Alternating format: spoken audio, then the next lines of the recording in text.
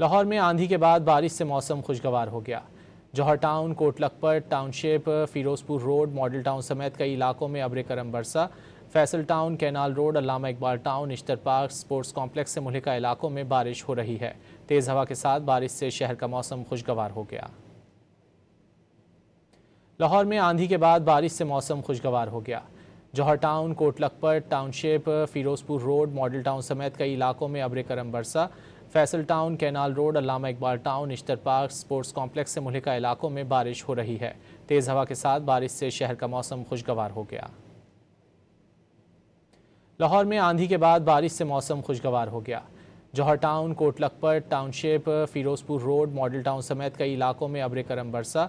Faisal town, canal road, Allama Iqbal town, इश्तर park, sports complex से मुल्हिका इलाकों में बारिश हो रही है।